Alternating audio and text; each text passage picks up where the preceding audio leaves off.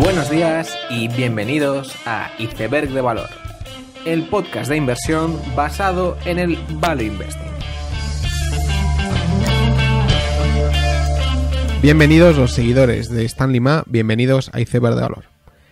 En esta última semana de enero se ha publicado y finalmente se ha sabido que Pastisserie Valerie se va a la bancarrota y pues al final se ha visto que tenía más problemas incluso de lo que se preveía y que el fraude cometido por el director financiero era bastante importante y los prestamistas de la compañía han decidido no extender los créditos y por lo tanto la compañía ha tenido que cerrar. Y esta empresa cumplía en muchos aspectos pues muchas de las características que uno le pide a una empresa para invertir, que es que haya un owner operator, que tenga buenos márgenes, y etcétera, ¿no? Pero quizás sí que tenía que el negocio era sencillo, o sea, no deja de ser una compañía que hace pastelerías, o sea, tiene pastelerías y la regenta y además pues es una especie de café y esto pues hay que llevarlo bien y hacerlo muy bien, pero no deja de ser un negocio bastante sencillo y pues el director financiero cometió un fraude que nadie esperaba y la verdad es que no tengo mucho que decir respecto a la compañía y simplemente es de esos casos terroríficos que nadie espera que le pase, ya que es muy difícil encontrar signos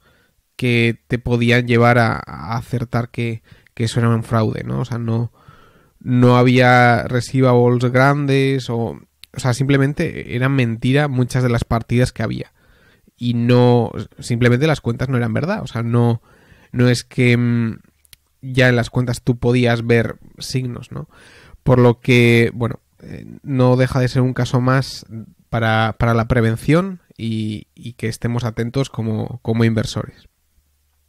Y un poco en la línea de fraudes y similares, esta semana se ha hecho muy famoso un documental de Netflix, o más bien de Hulu, que es el Fyre Fraud, ¿vale? Y es un documental sobre un festival de música que un rapero y un, digamos, emprendedor habían empezado, el cual recomiendo ver porque, bueno, básicamente era un festival que era mentira, o sea, que los dueños habían publicado en Instagram y gracias a múltiples relaciones con celebrities habían conseguido darle mucha difusión a un festival que parecía que lo tenía todo, que era en una isla desierta, con yates, una isla de Pablo Escobar, con unos conciertos increíbles, etcétera.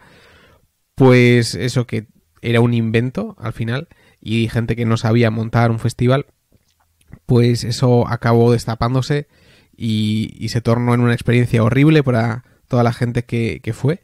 Y de hecho había pues muchas personas que pagaban $25,000 de entrada o incluso más, incluso $100,000 de entrada por el pase a los bungalows y a los yates.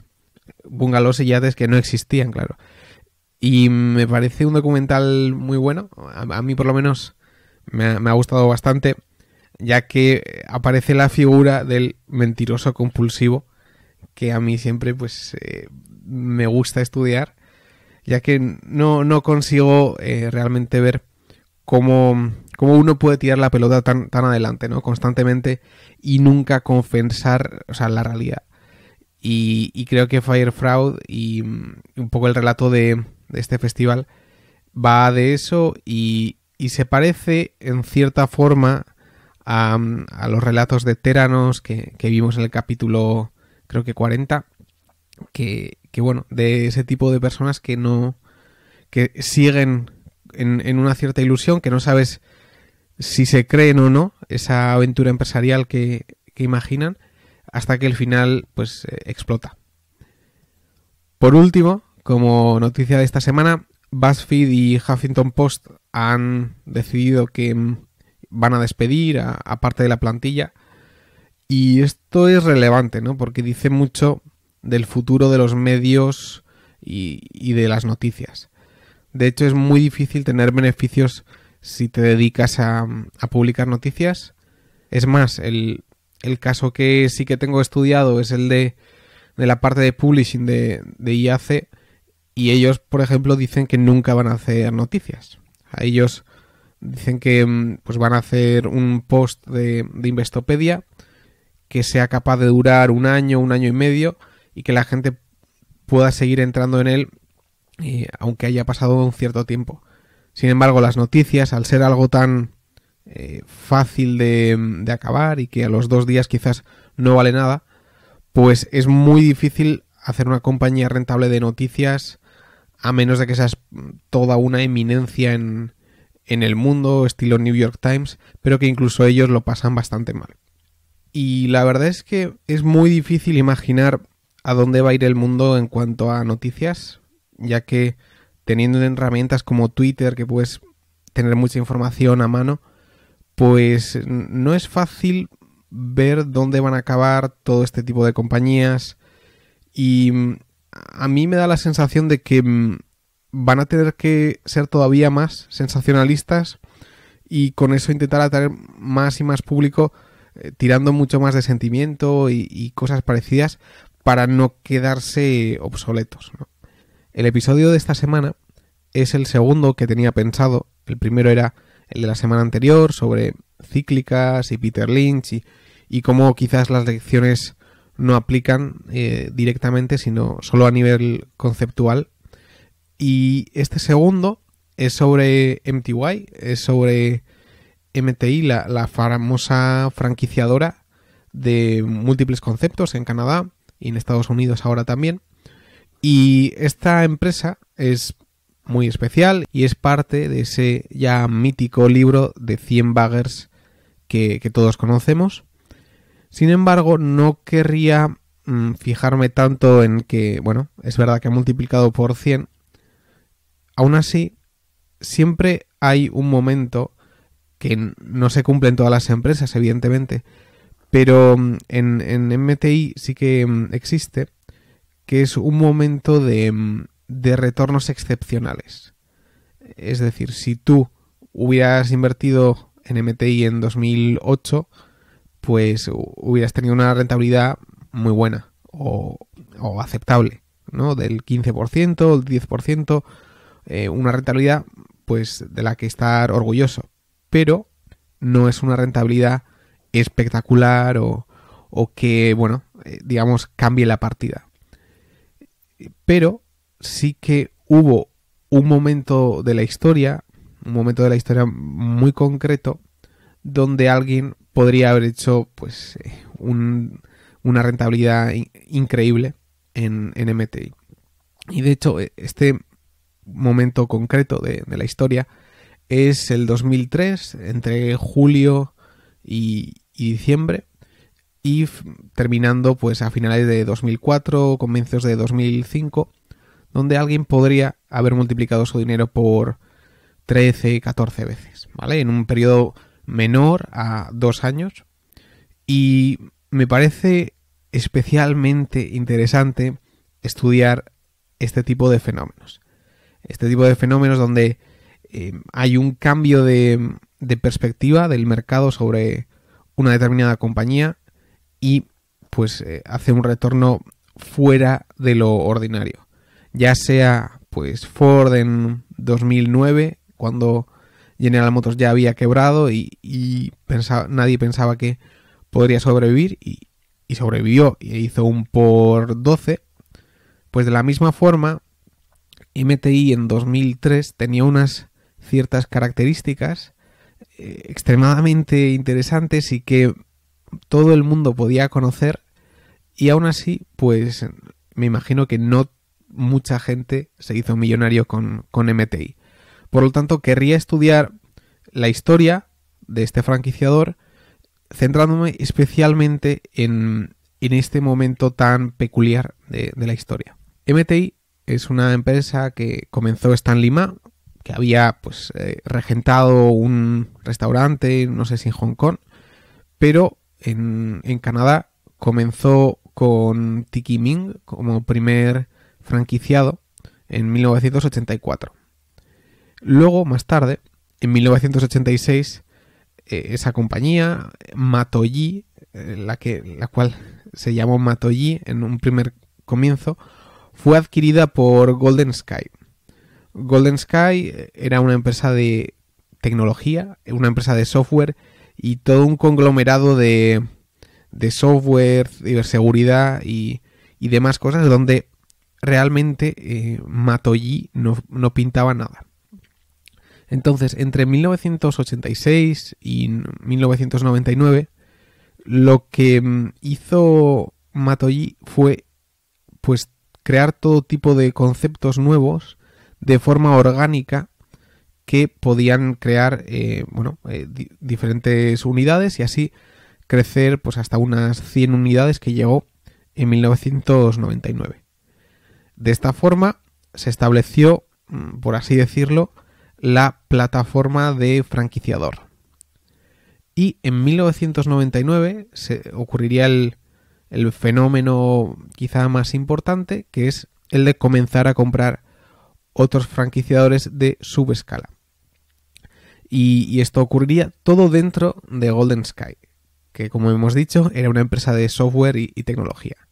En 1994 Golden Sky cambió de nombre a Insu Technologies, ya otro nombre más para despistar un poco, y en 2003 finalmente toda la empresa dejaría de un lado la parte tecnológica, la cual vendieron, y Golden Sky, que luego pasó a ser Insu, finalmente en el 2003 pasó a ser MTY, es decir, MTI, y ahí ya comenzaron los años dorados donde MTI era un franquiciador pequeño y que podía adquirir muchísimos conceptos y con unos retornos muy muy altos.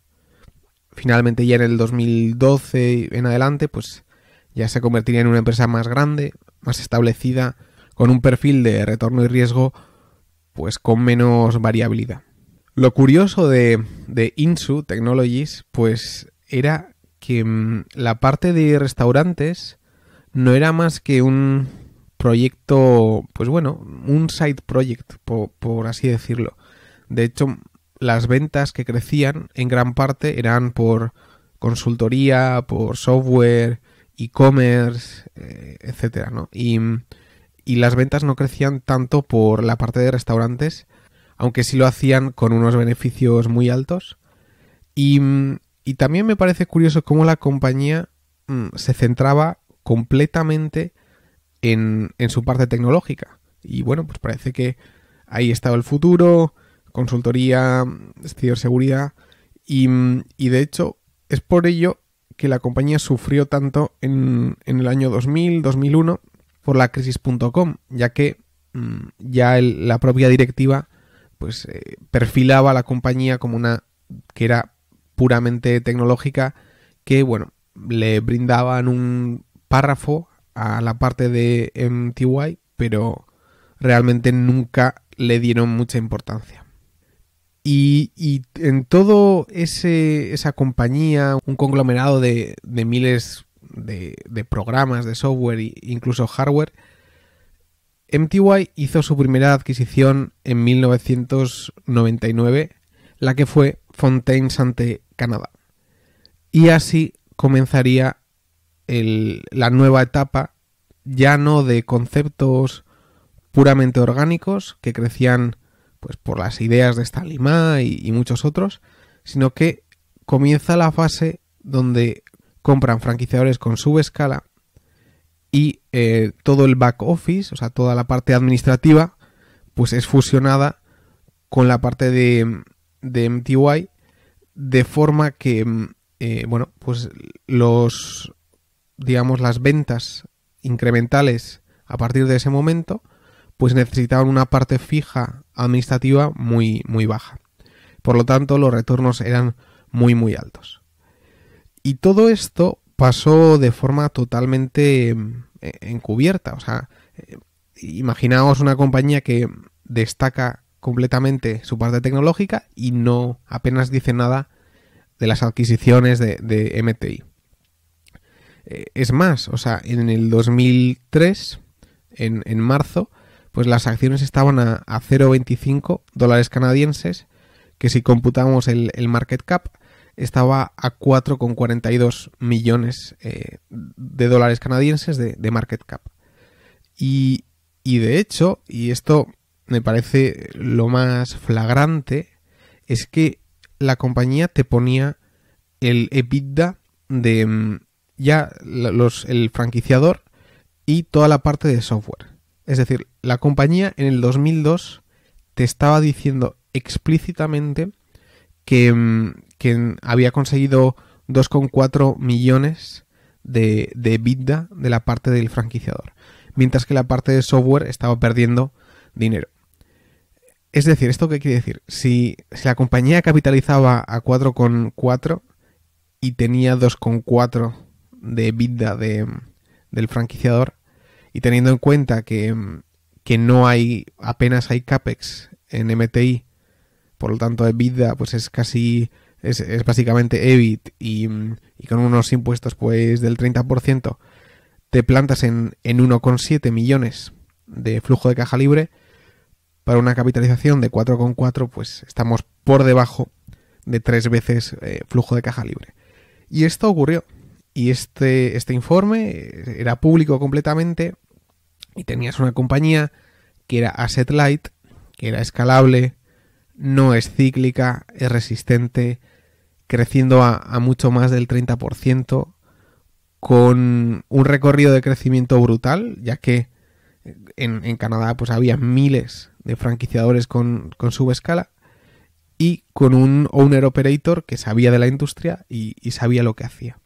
Pues este negocio, y con estas características que no había que investigar tanto para saberlas, pues estaba cotizando a menos de 3 veces flujo de caja libre. Algo que me parece flagrante, es increíble que esto pudiera haber ocurrido, y de hecho ocurrió durante muchísimo tiempo. O sea, uno podría pensar que hubo una semana donde hubo una oportunidad de compra, pero la verdad es que en 1999 el múltiplo era bajo, en el 2001 era bajo, en el 2002 era bajo, en el 2003 era una compañía que era una ganga, y justo en junio de 2003 ocurrió que MTI, o más bien Insu, decidió prescindir de toda la parte tecnológica, vendiéndola a alguien que no está claro a quién se le vendió, pero MTI ya tú sabías que solo la parte de franquiciados era la que de ahí en adelante se iba a quedar, y uno pues lo que pensaría es que, bueno, si previamente había 2 divisiones, una buena y una mala, pues alguien podría no haber invertido pues porque existía la compañía mala, y bueno, pues eso quemaba capital, por lo tanto le restaba valor. Y por lo tanto, una vez publicado que eso no iba a existir, pues la compañía tendría que haber multiplicado por 2 o por 3. Sin embargo, eso ocurrió en el 15 de junio de 2003 y las acciones apenas subieron, ¿vale? O sea, nadie estaba prestando atención a lo que estaba pasando. Es más, en septiembre de 2003, los antiguos propietarios de Insu vendieron todas sus acciones, pero las vendieron a Stanley Ma. O sea, Stanley Ma estaba comprando las acciones. Y aún así, las acciones no subían. Nadie, parece ser, se percataba. Estuvo la compañía 6 meses sin hacer nada, y de repente en el 2004 pues se publicó el informe del año 2003, y ahí se vio el franquiciador pues por sí solo, y que iba creciendo a buen ritmo, y ya después de eso pues sí que la gente pareció percatarse de la calidad de este activo, y la acción pues se multiplicó por 10 en un año, por 14 en menos de 2, y lo demás es historia. Y me parece tan flagrante lo que ocurrió. O sea, la compañía había tenido este activo, ¿no? Oscuro, bueno, pero realmente del que daban información y del cual tú podías extraer los ratios, la rentabilidad real de ese negocio y que no era tan oculto. Muchas veces hoy en día tú puedes encontrar activos ocultos, pero que por una razón u otra la compañía no te dé datos y que tú tengas que hacer tus propias estimaciones. Puede haber algún incentivo que la compañía no quiere revelar ese negocio pues oculto. Sin embargo, aquí no era oculto para nada. O sea, la compañía te estaba diciendo que tenía un franquiciador extremadamente rentable. Sin embargo, durante 5 años, 4 años, nadie se percató, o la acción al menos no subió para nada. E incluso digamos que uno podría decir, vale, la compañía tenía 2 sectores, uno me gusta, otro no, pero claro, como la parte que no me gusta, su valoración es negativa, ya que pues tiene un EBITDA negativo y quema dinero, pues esto penaliza a la compañía. Y bueno, pues esa opinión sería más o menos razonable, pero incluso esperando a que se produciera el spin-off en junio de 2003, aún así podrías haberla comprado al mismo precio. O sea, es que no es ya que el spin-off catalice el valor, sino que después del spin-off hubo 6 meses de ventana para comprar MTI a $0.25 canadienses. Y bueno, y hubo 6 meses y de repente, pues en diciembre la gente se empezó a percatar. En marzo de 2004 se publica el informe de 2003 y la acción multiplica por 14. Y me parece espectacular. O sea, incluso digamos que ya no esperabas ya simplemente al spin-off, sino que esperabas a la publicación de la compañía por sí sola, ¿vale? O sea, todavía más conservadores. Podrías haber comprado la compañía a $1 canadiense y aún así pues hacer un 150% de rentabilidad en un año. Es decir, hubo tantas ocasiones para hacer dinero con MTI que me parece obsceno. O sea, lo claro que fue y el gran tiempo que hubo para comprar. O sea, muchas veces cuando pensamos en catalizadores pensamos que una vez que ocurran, pues el valor se realizará y todo el mundo lo verá y no habrá mucho tiempo, que habrá mucha prisa. Cuando realmente hay casos en los que ocurren explosiones a cámara lenta y hay mucho tiempo para comprar. Y me parece un caso muy representativo de esto mismo. Entonces, ¿por qué MTI es una empresa tan rentable y lo hizo tan bien? Pues porque era capaz de adquirir franquiciadores a 0,12 veces ventas, más o menos. ¿Y esto qué significa? Pues que si tú adquieres a 0,12 ventas y tu mix de royalties más toda una serie de comisiones, alquileres, etcétera, todo ese mix es un 0,10 de las ventas, pues, y si tú adquieres por 0,10 de las ventas, tú el primer año básicamente tienes de ventas todo lo que has pagado. Teniendo en cuenta que la plataforma de franquiciador ya la tienes establecida, los márgenes EBITDA incrementales pues son un 60%, un 70% de esas ventas incrementales. Lo cual te pone ya en el primer año con ese 60% de lo pagado en EBITDA, y teniendo en cuenta que no necesitas ningún CAPEX incremental por eso, y con los impuestos pues te pones en unos retornos sobre el capital pues del 60%, si hay crecimiento orgánico adicional. Es decir, hubo una pequeña fase, un pequeño periodo de la historia donde MTI fue capaz de tener una rentabilidad sobre el capital a veces incluso de triple dígito, ¿no? Y eso, pues al ser tan pequeño, o sea, tú si tienes 100 unidades y adquieres 30, pues ya pues creces mucho ya con una adquisición, mientras que cuando eres más grande cuesta un poco más tener ese tipo de rentabilidades.